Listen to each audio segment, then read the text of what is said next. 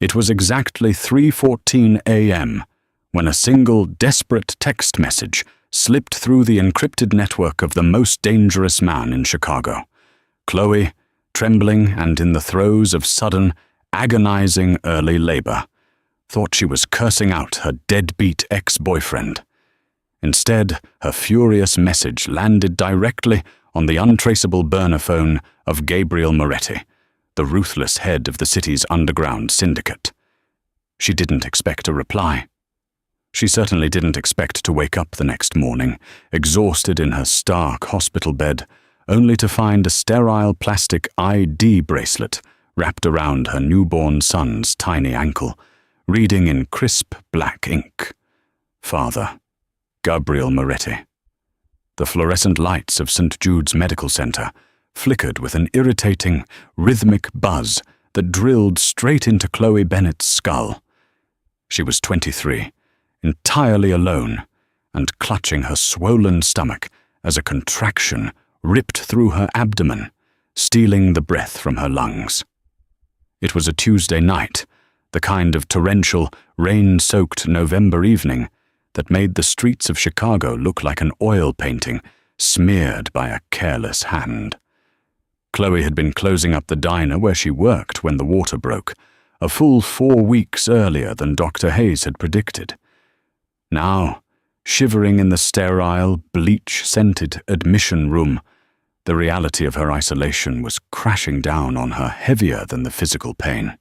Her phone sat on the edge of the flimsy, paper-lined examination table. The screen was cracked, a spiderweb of shattered glass that perfectly mirrored her current life. Through a haze of tears and blinding pain, Chloe reached for it. She needed Tyler. No, she didn't need Tyler Davies. The man was a cowardly, gambling-addicted bartender who had packed his bags the moment she showed him the positive pregnancy test. But she needed his money. She needed him to take responsibility for the hospital bills that were about to ruin her already precarious life. With trembling, clammy fingers, Chloe unlocked the phone. She opened her messages, navigating the cracked glass, and began typing blindly, driven by a cocktail of fear, rage, and blinding pain. "I'm at St. Jude's. Room 402. He's coming early. I'm terrified, and I am completely alone. You owe it to him to be here, Tyler. Or at least step up and pay for the damn medical bills. Don't be a coward today." She hit send. She didn't notice that a bead of sweat from her forehead had landed on the screen, causing her thumb to slide just a fraction of a millimeter. She didn't notice that the last digit of the phone number she manually typed was an 8 instead of a 9. The phone slipped from her hand, clattering to the linoleum floor as another contraction hit, tearing a scream from her throat. Across the city, 30 floors above the rain-slicked pavement, the atmosphere was a suffocating mix of cigar smoke and barely contained violence. The penthouse suite of the Obsidian Club was draped in shadows and Italian leather. At the head of a long mahogany table sat Gabriel Moretti. Gabriel was not a man who dealt in coincidences. At 32, he commanded the most lucrative, blood-soaked criminal enterprise in the Midwest.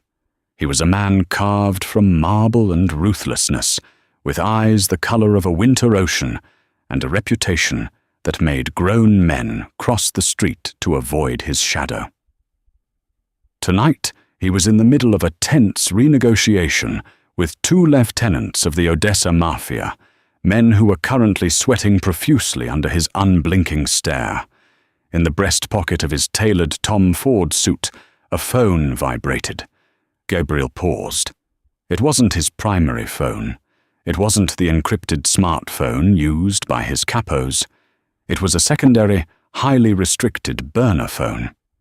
Only 3 people on the planet had the number, and 2 of them were currently standing guard outside the heavy oak doors of the boardroom. He held up a single, leather-gloved hand. The Russian lieutenants fell instantly silent, the tension in the room spiking to a dangerous degree. Gabriel reached into his pocket and withdrew the small black device. He looked at the glowing screen. An unknown number. Gabriel's brow furrowed, a minute shift in expression that caused his second-in-command, Silas, to step forward, his hand drifting toward the holster concealed beneath his jacket. Gabriel read the message once, then he read it again. "I'm at St. Jude's. Room 402. He's coming early." For 10 seconds, the room was so quiet, you could hear the rain lashing against the floor-to-ceiling windows. Gabriel stared at the words. Tyler. The sender thought he was a man named Tyler, a man who was abandoning a woman in labor. "Boss," Silas murmured, his voice a low, gravelly rasp. "Is there a breach?"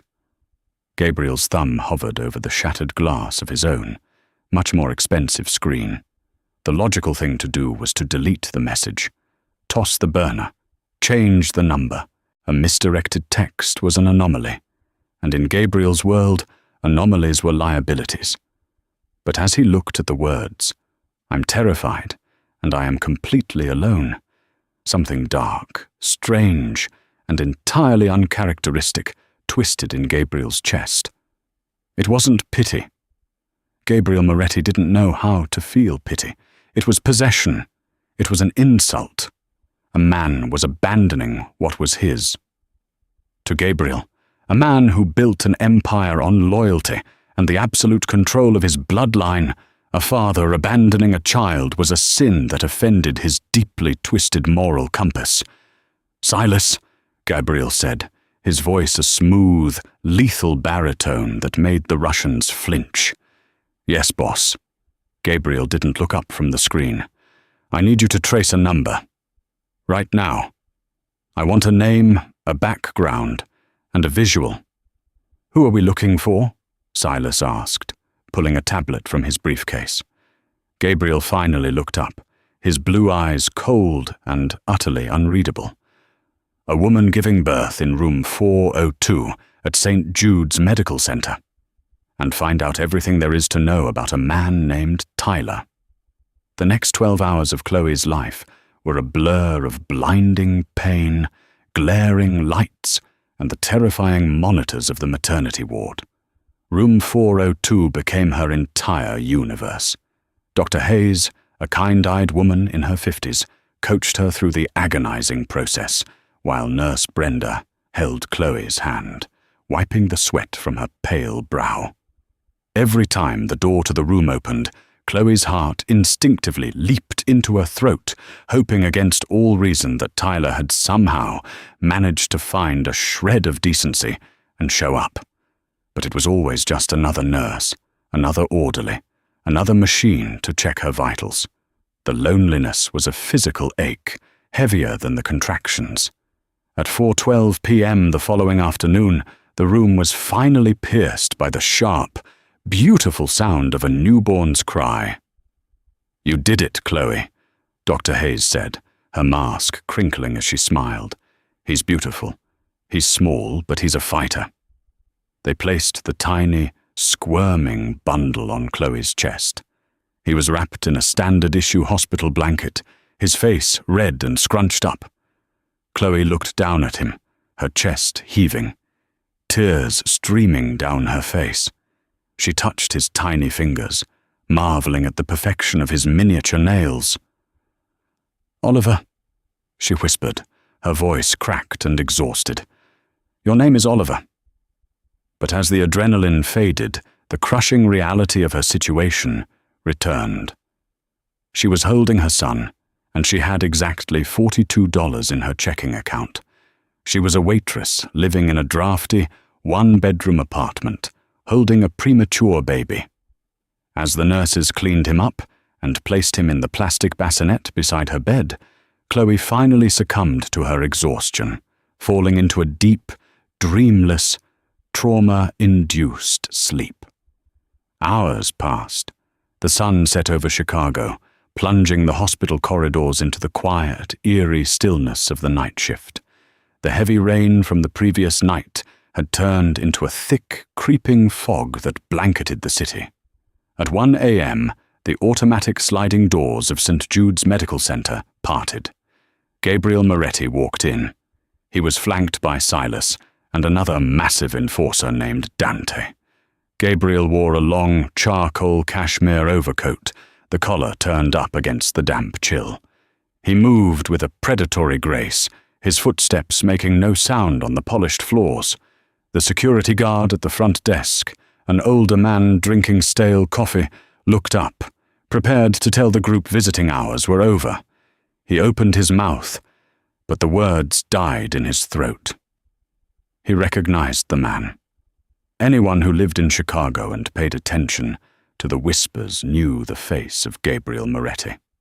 The guard slowly lowered his coffee cup, averting his eyes, pretending to be utterly engrossed in a stack of paperwork.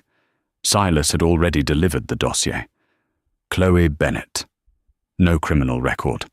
Orphaned at 18. Worked double shifts at a diner on Fifth Avenue. The ex-boyfriend, Tyler Davies, owed $50,000 to a low-level bookie on the South Side and was currently hiding out in a motel in Gary, Indiana. Gabriel bypassed the elevators, taking the stairs to the 4th floor with effortless strides. He didn't entirely understand what he was doing here. The logical side of his brain screamed that this was a foolish, reckless exposure. But the text message had acted like a splinter in his mind all day. He pushed open the heavy doors to the maternity ward. The night nurse sitting at the station looked up. "Excuse me, sir, you can't be—" Dante stepped forward, pulling back his coat, just enough to reveal the cold steel tucked into his waistband. The nurse froze, all the color draining from her face. "Which room is 402? Gabriel asked. His tone was polite, cultured, yet terrifyingly absolute. With a trembling hand, the nurse pointed down the left corridor. Gabriel walked down the hall, his eyes scanning the numbers. 400, 401, 402. The door was slightly ajar. He pushed it open silently and stepped inside. The room was dim, illuminated only by the glow of the streetlights filtering through the blinds and the soft green lights of the medical monitors. Chloe was asleep in the hospital bed, her dark hair plastered to her forehead, her face pale and exhausted. She looked agonizingly young and small, too small to be fighting the battles Silas's dossier had detailed. Gabriel moved closer, standing at the foot of her bed. He studied her for a long moment, taking in the bruised exhaustion under her eyes. Then he turned his gaze to the clear plastic bassinet beside her. He stepped up to the crib. Inside, wrapped tightly in a swaddle, was the baby, Oliver. The child breathed in tiny, rapid puffs, his chest rising and falling. Gabriel looked down at the child. He reached out, his large, scarred hand hovering over the baby. With the gentle precision of a man who handled explosives, he brushed his index finger against the infant's cheek. The baby shifted, making a soft cooing noise, but didn't wake. Gabriel's jaw clenched. The world was a brutal, unforgiving place. It was a meat grinder that chewed up the weak and spat them out, a child born to a terrified, penniless waitress, and a cowardly gambler didn't stand a chance. Gabriel looked back at Chloe's sleeping form. He pulled his leather glove back onto his hand, a decision crystallizing in his mind. A decision that was insane, possessive, and irreversible. He walked over to the small clipboard hanging at the end of the baby's bassinet. He took a pen from the breast pocket of his coat. He didn't just write. He claimed. When Chloe opened her eyes, the room was bathed in the harsh, unforgiving light of mid-morning. For a few seconds, she lay perfectly still, disoriented, her brain struggling to process the heavy, dull ache radiating from her lower half. Then the memory hit her. Oliver. She sat up, wincing sharply. The bassinet was right where she left it. She let out a breath she didn't know she was holding, looking through the clear plastic at her sleeping son. But as her vision cleared, she noticed something else. The room was not how she had left it. The drab, sterile hospital table, which previously held nothing but a plastic water pitcher, was now entirely covered in arrangements of deep, blood-red roses. There must have been 100 of them, spilling out of crystal vases, filling the antiseptic air with a heavy, sweet perfume. Next to the roses sat a massive gift basket, filled with items Chloe couldn't afford on a year's salary. Silk baby blankets from a boutique in Paris, a silver rattle, and gourmet food meant for a postpartum mother. Chloe stared at the display, her heart beginning to hammer against her ribs. Had Tyler won the lottery? No, Tyler wouldn't buy roses. He would buy a sports car. Before she could process the bizarre scene, the door swung open. Nurse Brenda walked in, but her entire demeanor had changed. The casual, sympathetic warmth from the previous day was completely gone. Instead, she stood rigidly straight, her eyes darting nervously around the room, clutching a clipboard to her chest as if it were a shield. Behind her walked the hospital administrator, a man Chloe recognized only from the framed photo in the lobby. He was a balding, portly man who looked like he hadn't slept in a week. "Miss Bennett?" the administrator said, his voice trembling slightly. He forced a smile that looked more like a grimace. "Good morning. We trust your night was comfortable." "What is all this?" Chloe asked, her voice raspy, gesturing to the mountain of roses. "Did someone make a mistake?" "I think these were delivered to the wrong room."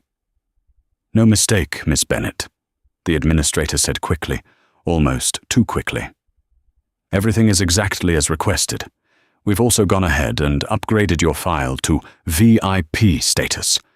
You won't be billed for any of your time here. The epidural, the NICU standby, the private room, it's all been fully settled." Chloe stared at him, utterly bewildered. "Settled? By who?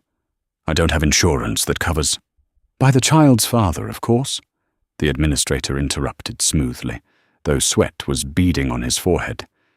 "He was very emphatic that you receive the highest standard of care St. Jude's can offer." Chloe's stomach dropped into her shoes. Tyler. Had Tyler actually come through? Had he borrowed from the wrong people again? Panic flared in her chest. Tyler was here? Tyler Davies paid for this? The administrator and Nurse Brenda exchanged a terrified, confused glance.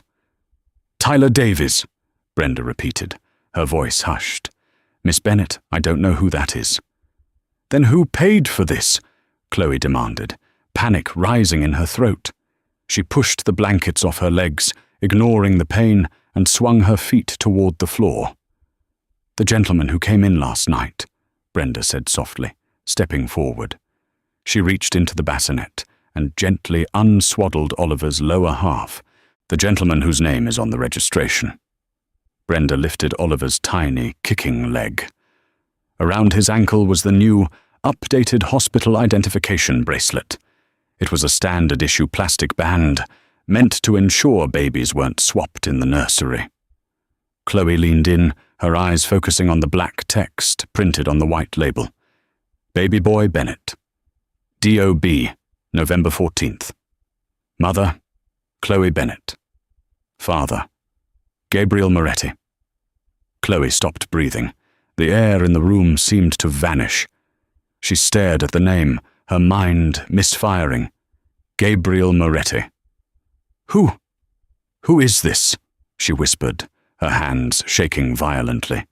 "This is a mistake. I sent a text last night to Tyler." Brenda looked at her with a mixture of profound pity and absolute terror. "Miss Bennett, Mr. Moretti came here at 1 a.m. He spoke directly to the chief of medicine. He paid off this entire wing's operating debt. He told us, in no uncertain terms, that his son was to be treated like royalty." "He's not his son!" Chloe yelled, the sudden outburst making the baby startle and begin to cry. She scooped Oliver up, holding him tight to her chest defensively. "I have never met a man named Gabriel Moretti in my life." The administrator took a slow step backward toward the door. "Miss Bennett, I strongly advise you to calm down. We have strict instructions. Mr. Moretti said he would be sending a car for you and the child tomorrow morning upon your discharge." "A car to take me where?" Chloe cried out. "To his estate," the administrator said quietly. He said he is bringing his family home." The door clicked shut, leaving Chloe alone in the heavily perfumed room. Her hands were shaking so violently, she had to sit back down on the bed to avoid dropping the baby. She snatched her cracked phone from the bedside table. Her thumbs flew clumsily across the shattered screen as she opened Google. She typed the name in the search bar, Gabriel Moretti, Chicago. The results populated instantly. There were no social media profiles. There were no smiling LinkedIn photos. Instead, the screen filled with dark, ominous news headlines from local investigative papers, most of them scrubbed of fine details, but screaming with implications. Suspected syndicate boss, Gabriel Moretti beats federal racketeering charges. Onyx Club owner, linked to port disappearances. The untouchable kingpin of the Midwest. Who is Gabriel Moretti? There was one photograph. It looked like a surveillance shot taken outside a courthouse. It showed a tall man in a dark, impeccably tailored suit. His face was sharp, aristocratic, and utterly lethal. His eyes, even through a grainy lens, looked like they could cut glass. Chloe stared at the picture of the mob boss. Then she looked at her phone's text history. She clicked on the message she had sent at 3:14 a.m. She looked at the number. Tyler's number ended in 59. She had typed 58. A cold, paralyzing dread washed over her, chilling her straight to the marrow. She hadn't just texted a stranger. She had sent a distressed demand for parental responsibility to the most dangerous criminal in Chicago. And for some terrifying, incomprehensible reason, the Mafia boss had accepted the role. Flight. It was the only primal instinct Chloe had left. The plush, VIP upgraded hospital room suddenly felt like a velvet-lined coffin. Gabriel Moretti wasn't a wealthy benefactor playing a twisted game. He was a predator who had somehow decided to circle her nest.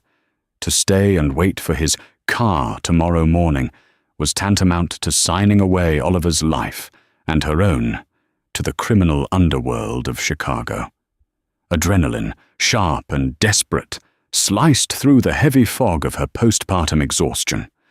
Chloe ripped the IV from the back of her hand, wincing as a bead of blood welled up and dripped onto the pristine white sheets. She ignored it. She threw off the blankets, biting down on her lower lip to stifle a groan as the physical trauma of delivering a baby just 20 hours ago flared fiercely in her pelvis. She moved with frantic purpose. The closet held her clothes, the cheap, faded maternity jeans, and the oversized grey sweater she had worn to the diner. She pulled them on, shivering uncontrollably. The gift basket Gabriel had sent sat on the table, mocking her with its Parisian silk. She dumped the expensive baby clothes onto the floor and used the large woven basket as a makeshift carrier. She lined it with a standard hospital blanket, scooped up a sleeping Oliver, and gently laid him inside. "I've got you, Ollie," she whispered, her tears threatening to spill. "Mummy's getting us out of here." She cracked the door of room 402. The hallway was quiet. Nurse Brenda was down at the main station, her back turned, aggressively typing on a computer terminal. To the right was the main bank of elevators. Too exposed, too risky. To the left, past the restricted supply closets, was the service stairwell that led down to the hospital's laundry and loading docks on West Kinsey Street. Chloe slipped out of the room, keeping her back pressed against the cool plaster of the wall. Every step was agony, her body screaming in protest. But the image of Gabriel Moretti's cold, blue eyes in that surveillance photo pushed her forward. She reached the heavy metal door of the stairwell, pushed the crash bar, and slipped inside. The air was stale, smelling faintly of bleach and old cardboard. It took her 20 agonizing minutes to descend 4 flights of stairs. With every jarring step, she had to pause, clutching the basket to her chest, whispering soothing nonsense to Oliver, so he wouldn't wake up and cry. Finally, she reached the basement level. The corridor here was industrial, lined with massive laundry carts and humming electrical panels. She spotted the red exit sign, glowing above a set of double steel doors at the far end. Freedom, or at least the cold, rainy streets of Chicago, which was infinitely better than a Mafia kingpin's estate. She pushed through the heavy doors and stumbled out into the damp, freezing November night. The loading dock was slick with rain, illuminated by a single, buzzing sodium street lamp. The roar of the elevated train on the L tracks echoed a few blocks away. She pulled her sweater tighter around Oliver's basket, her mind racing. She needed a bus. She needed to get to the Greyhound station and buy a ticket anywhere. Des Moines, Omaha, somewhere men in tailored suits didn't look for waitresses. She took 3 steps down the concrete ramp toward the alleyway. Headlights flared, blindingly bright, cutting through the thick fog and pinning her like a deer. Chloe gasped, freezing in place. The low, menacing purr of a high-performance engine vibrated through the soles of her cheap sneakers. A matte black Cadillac Escalade rolled smoothly to a stop at the bottom of the ramp, completely blocking the alley's exit. The driver's side door didn't open. Instead, the rear passenger door swung wide. Gabriel Moretti stepped out into the rain. He wasn't wearing an overcoat this time, just a dark, immaculately cut suit that seemed to absorb the meager light of the alley. He didn't rush. He stood by the open door of the SUV, the freezing rain matting his dark hair, his gaze fixed entirely on Chloe. The sheer, overwhelming presence of the man made the air in the alley feel dangerously thin. Behind him, Silas emerged from the front passenger seat, holding a large black umbrella. But Gabriel waved him off with a single, sharp flick of his wrist. "You shouldn't be walking, Miss Bennett," Gabriel said. His voice was a rich, dark baritone that effortlessly carried over the sound of the distant trains. It wasn't a threat. It was a statement of absolute fact. Dr. Hayes advised a minimum of 48 hours of bed rest. Chloe backed up, her spine hitting the rough brick wall of the hospital. She clutched the basket tighter. How did you know?" Gabriel took a slow, deliberate step up the concrete ramp. St. Jude's security system was upgraded last year by a shell company I own. I was alerted the moment you opened the door to the service stairwell. "Stay away from me," Chloe warned, her voice trembling but surprisingly fierce. "I don't know what you want, but you have the wrong person. The text was an accident. I meant to text Tyler." Gabriel paused, standing just a few feet away from her. The proximity was suffocating. Up close, he was even more terrifyingly handsome than the grainy photo. His jaw was a hard, unforgiving line, and his eyes were the exact color of ice over deep water. "I know it was an accident," Gabriel said smoothly, his gaze dropping momentarily to the basket where Oliver was sleeping. "But in my world, Chloe, there are no accidents, only opportunities. And you have presented me with a very unique one." "I am not an opportunity," she shouted, fresh tears mixing with the rain on her cheeks. "I'm a mother, and this is my son. You can't just buy us like property." Gabriel tilted his head, studying her with a clinical, unblinking intensity. "Let us talk about your son's actual father, then. Tyler Davies. Do you know where he is right now?" Chloe swallowed hard. He went to Gary. Tyler Davies is currently sitting in the basement of a warehouse near the docks, Gabriel corrected her, his tone devoid of any emotion. He owes my associates $75,000. When my men intercepted him this morning and mentioned you and the child, do you know what Tyler offered us? Chloe's blood ran cold. She shook her head, terrified of the answer. He offered the boy, Gabriel said softly, the quietness of his voice making the words infinitely more violent. He told Silas that a healthy newborn baby could easily fetch $100,000 on the black market. He offered to sign away his paternal rights to clear his gambling debt with $25,000 in change. A strangled sob tore from Chloe's throat. Her knees buckled slightly, but she forced herself to stay upright against the brick wall. Tyler was a coward, but she hadn't known the depths of his depravity. I bought his debt, Chloe, Gabriel continued, taking the final step to close the distance between them. He reached out, his hand hovering near her, but he didn't touch her. He simply shielded her and the basket from the driving rain with his own body. I own Tyler, which means by his own twisted logic, he believes I own the child. No, Chloe breathed, clutching Oliver. You don't. I'll go to the police. And tell them what? Gabriel asked, a faint, dark amusement flickering in his eyes. That the man who paid off your hospital bills and protected your son from a human trafficking ring is kidnapping you. You have no money, Chloe. You have no family. You are bleeding through your clothes, standing in an alleyway in November with a premature infant. He was right. The cold reality of his words hit her harder than the freezing rain. She looked down.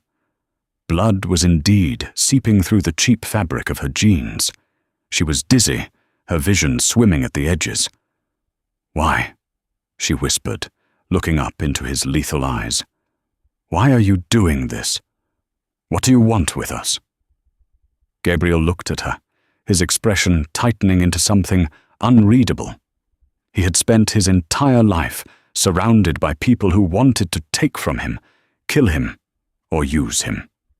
But seeing this broken, exhausted woman, who had absolutely nothing, drag herself out of a hospital bed and into the freezing rain just to protect her child, it triggered a fierce, territorial instinct in him that he couldn't quite explain. I want loyalty, Gabriel said softly. I want an heir that isn't tainted by the blood feuds of my world. And I want a woman who is fierce enough to bleed for what is hers. He stepped back and gestured toward the open door of the Escalade. The interior was glowing with warm, amber light. You can walk out of this alley, Chloe. I won't stop you, Gabriel told her, the ultimate bluff in a high-stakes game. But if you do, you and the boy are entirely on your own. Tyler's original creditors are still looking for him, and they will absolutely come looking for you. Or you can get in the car. You will be protected. The boy will have everything he will ever need, and he will carry my name. Chloe looked at the dark street. Then she looked at the warm car. Oliver shifted in the basket, letting out a small, shivering whimper. She was out of options, out of strength, and out of time. With her heart pounding a frantic rhythm against her ribs, Chloe tightened her grip on the basket and walked past the devil, stepping into the waiting black SUV. The Moretti estate was not merely a home. It was a fortress masquerading as architectural brilliance, hidden behind towering wrought-iron gates in the ultra-exclusive enclave of Lake Forest. When Chloe awoke the next morning, she wasn't in a sterile hospital room.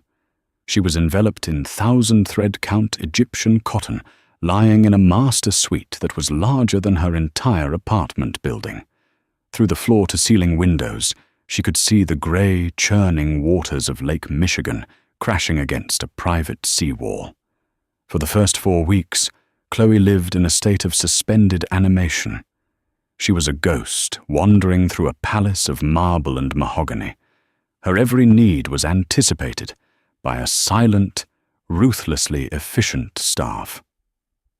A private pediatrician, Dr. Aris Thorne from Northwestern Memorial, visited daily to check on Oliver. The nursery Gabriel had commissioned overnight was a masterpiece of muted greys and imported Scandinavian oak, stocked with custom-tailored infant clothes and organic formulas. Gabriel himself was a phantom. He left before dawn in a convoy of armored black SUVs and returned long after midnight. Yet his presence was ubiquitous. It was in the fresh lilies placed on her vanity every morning. It was in the heavy, comforting weight of the security detail that trailed her at a discreet distance whenever she walked the manicured grounds. But the most jarring shift happened in the quiet hours of the night. More than once, Chloe had woken up to feed Oliver, only to find Gabriel already standing in the dim light of the nursery. He wouldn't speak. He would simply hold the tiny, fragile boy in his massive, scarred hands, staring down at him with an intensity that bordered on reverence. In those silent, stolen moments, Chloe saw the terrifying syndicate boss melt away, leaving behind a fiercely protective patriarch. It confused her. It terrified her. And against all her better judgment, it began to captivate her. The illusion of their quiet, isolated existence shattered on a Tuesday in early December. Gabriel entered her private sitting room just as the sun was setting, casting long, sharp shadows across the Persian rugs. He was dressed in a pristine Brioni tuxedo, the dark fabric amplifying the dangerous breadth of his shoulders. "We are going out tonight," Gabriel announced, his tone leaving absolutely no room for negotiation. He placed a large velvet-covered box on the glass coffee table. Chloe, dressed in simple leggings and an oversized cashmere sweater she had appropriated from his closet, blinked in surprise. "Out? Gabriel, Oliver is barely a month old. I can't leave him. Silas and a team of 6 hand-picked men will be guarding the nursery floor. The estate is on lockdown," Gabriel replied smoothly, pouring himself 2 fingers of Pappy Van Winkle bourbon at the wet bar. "Tonight is the annual Winter Syndicate Gala at the St. Regis, Chicago. Every major player in the Midwest will be in the ballroom. It is time I formally introduce the mother of my heir to the city." Chloe stared at him, her pulse skyrocketing. "You want to parade me in front of the Mafia?" Gabriel turned, his ice-blue eyes locking onto hers. "I am going to elevate you, Chloe. In my world, weakness invites death. The rumors are already circulating that I have taken in a penniless diner waitress. Tonight, I will show them that you are untouchable. Open the box." With trembling hands, Chloe unlatched the velvet case.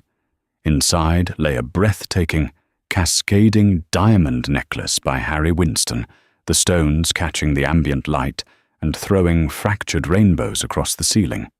Beneath the jewelry box was a custom silk gown in a deep, midnight blue that perfectly matched the color of Gabriel's eyes. "Dress," he commanded softly. "The car leaves in an hour." 2 hours later, Chloe stepped out of the Escalade and onto the red carpet outside the towering St. Regis Hotel. The flashbulbs of society photographers blinded her, but Gabriel's heavy hand on the small of her back anchored her to the earth. She looked like a queen. She felt like an imposter. The grand ballroom was a spectacle of obscene wealth and hidden violence. Billionaires rubbed shoulders with cartel financiers. Politicians drank champagne, paid for by extortion. As Gabriel guided her through the crowd, the sea of silk and tailored suits parted for him out of sheer terror and respect. "Smile, Chloe," Gabriel murmured, leaning in so his lips brushed her ear, sending an involuntary shiver down her spine. "You hold more power in this room right now than the mayor." But the glittering facade of the evening was about to be violently ripped apart. Just as Gabriel raised a crystal flute to toast the room, the heavy, gold-leafed doors of the ballroom crashed open. The string quartet abruptly stopped playing. A collective gasp rippled through the Chicago elite. Standing in the doorway, flanked by 3 heavily tattooed enforcers of the rival Odessa Bratva, was Tyler Davis. He looked disheveled, wild-eyed, and desperate. He wasn't dead in a warehouse basement. The Russians had bought his debt from Gabriel's associates in a shadow deal, using him as the ultimate pawn to humiliate the Moretti family on their most important night. "There she is!" Tyler screamed, his voice echoing off the vaulted ceilings. He pointed a trembling, accusatory finger directly at Chloe. "Look at her, draped in diamonds. She's nothing but a cheap waitress from the South Side, and that bastard stole my son." The silence that descended upon the St. Regis Chicago Grand Ballroom was not just an absence of sound. It was a physical, suffocating weight. The string quartet, mid-stroke on a delicate Mozart piece, abruptly halted, leaving a single, discordant note hanging in the chilled air. Hundreds of eyes, belonging to the most powerful, dangerous, and influential figures in the Midwest, snapped toward the heavy, gold-leafed double doors that had just been violently thrown open. Chloe's breath hitched, trapped painfully in her throat. The heavy Harry Winston diamond necklace rested against her collarbone, suddenly feeling less like a shield of armor and more like a glittering target. She instinctively stepped back, her silk gown rustling against the polished marble floor, but Gabriel's hand remained firmly anchored to the small of her back. He did not flinch. He did not pull her behind him. He simply kept her at his side, an immovable monolith of dark, tailored Brioni and lethal calm. Standing in the entryway, dwarfed by the vaulted ceilings and the sheer opulence of the room, was Tyler Davis. He looked entirely out of place, a frayed, manic thread in a tapestry of velvet and silk. His cheap, off-the-rack suit was wrinkled, his tie loosened, and his face slick with a sheen of terrified sweat. Behind him stood 3 massive, heavily tattooed enforcers. Chloe recognized the brutal aesthetic immediately from Gabriel's security briefings. They were soldiers for the Odessa family, the rival syndicate that controlled the eastern shipping docks. Their leader, a broad-shouldered man named Simon, scanned the room with dead, predatory eyes. "There she is!" Tyler screamed, his voice cracking, a shrill and pathetic sound that bounced off the crystal chandeliers. He pointed a trembling, accusatory finger directly at Chloe, ignoring the sea of billionaires, politicians, and cartel financiers standing between them. "Look at her, draped in diamonds, playing the queen. She's nothing but a cheap waitress from the South Side, and that bastard stole my son." A collective murmur rippled through the elite crowd. Senator Thomas Wright, standing mere feet away, took a cautious, highly calculated step backward, distancing himself from the blast zone. The wives of cartel bosses hid behind their champagne flutes, their eyes wide with predatory curiosity. This was an unprecedented breach. No one challenged Gabriel Moretti in public. No one interrupted the Winter Syndicate Gala unless they were heavily backed or entirely suicidal. Tyler stepped further into the room, emboldened by the heavily armed men standing behind him and the intoxicating, terrifying attention of the city's highest echelon. "You think you can just buy my blood, Moretti?" Tyler spat, his chest heaving. He was playing a role, trying to project the image of a wronged, desperate father. "You think you can just erase me? That baby is mine. You're holding her hostage because you need an heir and you can't produce one. I want my son back, and I want compensation for the trauma you've caused my family." It was a blatant, highly orchestrated extortion play.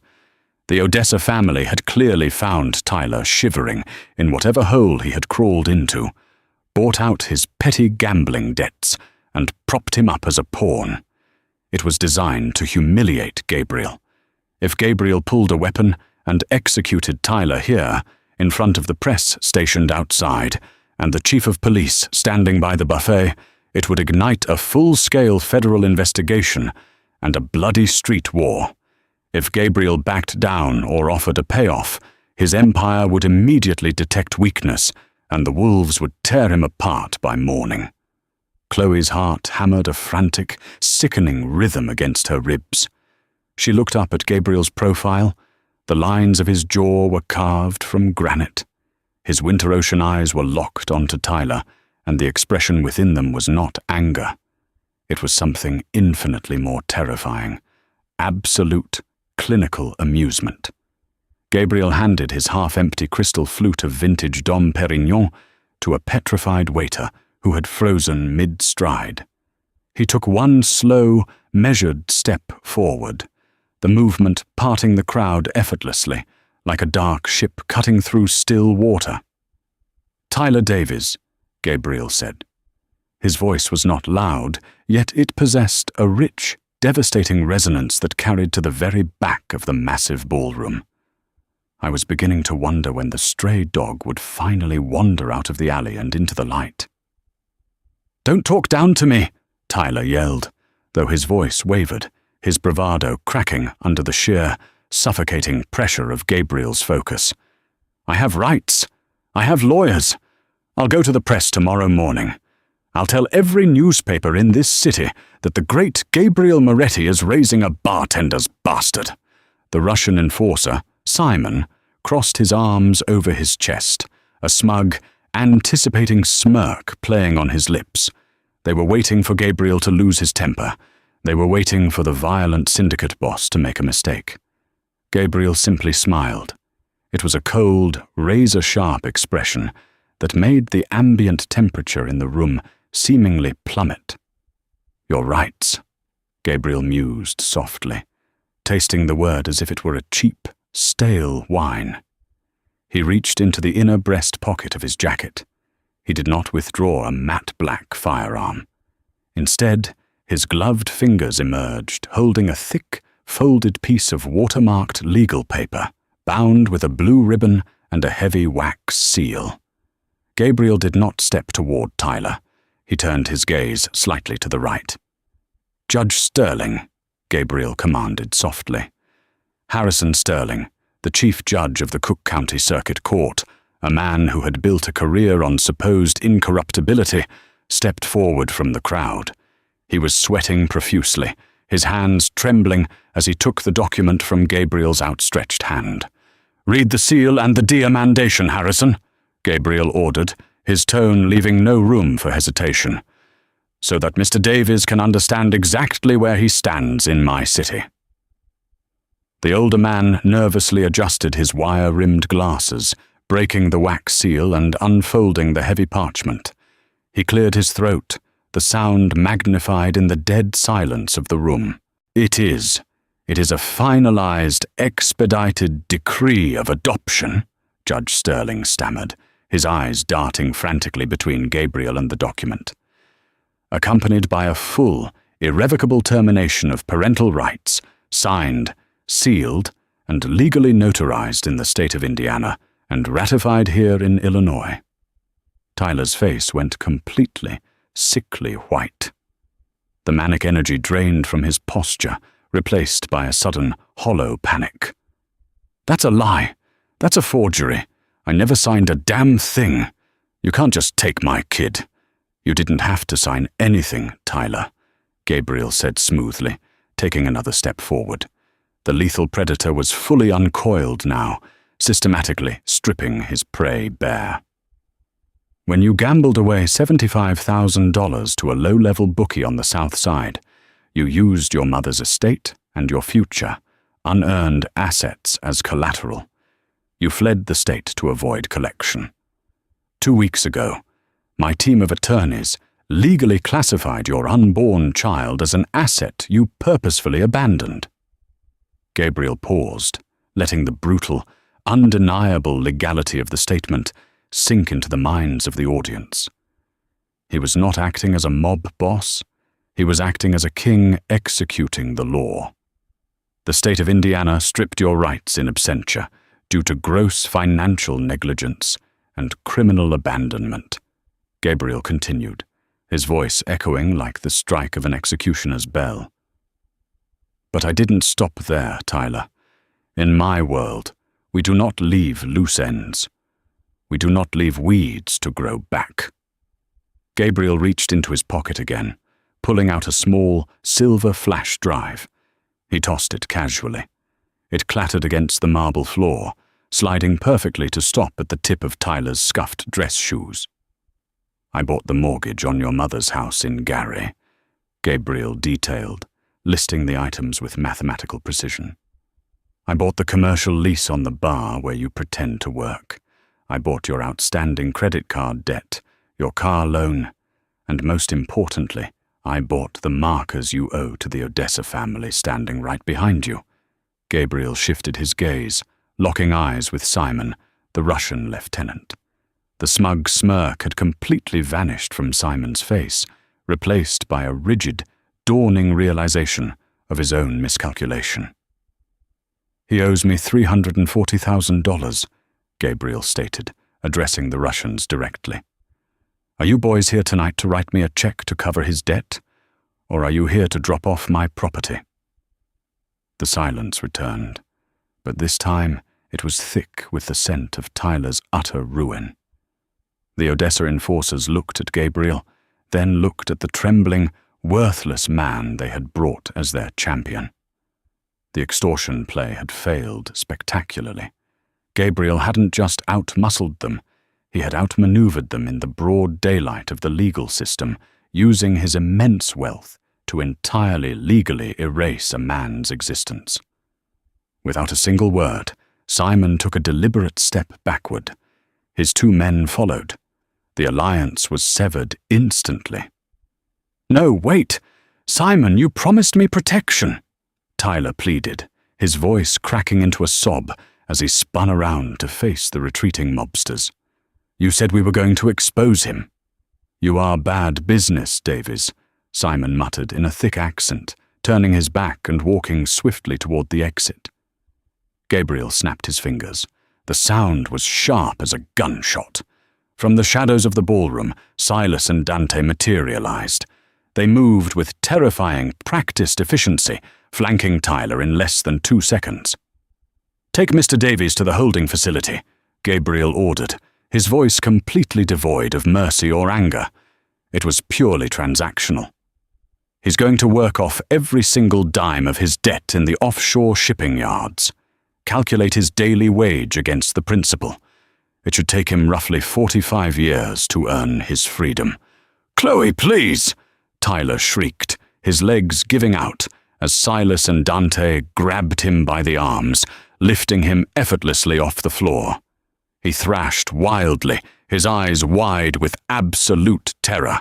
Tell them the truth. You can't let him do this to me." Chloe stood tall.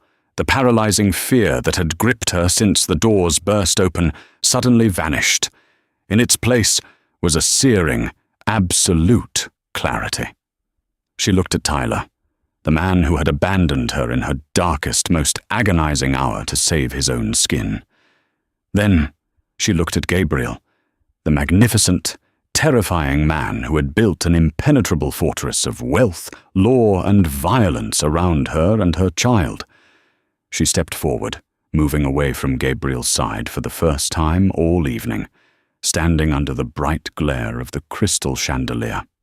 "The truth, Tyler," Chloe said, her voice ringing out clear, melodic, and entirely steady across the silent, captivated ballroom. "The truth is that Gabriel Moretti is the only father my son will ever know. You are a ghost, and you are trespassing."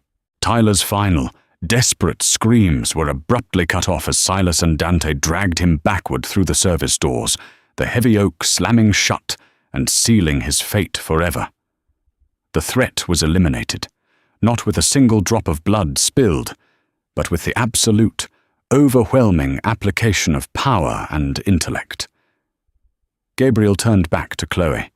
The clinical coldness in his eyes had entirely vanished. It was replaced by a burning, possessive fire that stole the breath from her lungs. He walked back to her, ignoring the hundreds of elite guests who were now staring at them in stunned, reverent awe. He reached out, his large, scarred hand gently cupping the side of her face. His thumb brushed over her cheekbone, a touch so incredibly tender it seemed impossible coming from a man who had just dismantled a life without blinking. "No one," Gabriel whispered, his forehead resting lightly against hers, creating a private universe amidst the crowded ballroom, "will ever threaten what is mine. Not my empire, not my son, and never, ever you." Chloe looked up into the deep, winter ocean eyes of the Mafia boss she had accidentally texted in the middle of a torrential, painful night.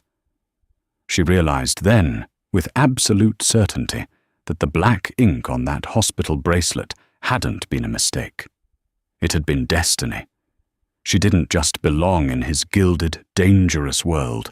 She was entirely ready to rule it by his side. The name on the hospital bracelet was no longer just a terrifying midnight mistake. It was the foundation of a modern empire. Chloe Bennett walked into St. Jude's Medical Center as a terrified, penniless waitress. But she walked out as the untouchable, diamond-clad matriarch of the Moretti Syndicate. Gabriel didn't just give her son a name. He gave them both a kingdom built on absolute loyalty, legal manipulation, and ruthless protection. Tyler's pathetic attempt at public extortion ended with his complete, permanent banishment, proving that true power lies not just in bloodlines, but in the terrifying lengths a man will go to protect what is his.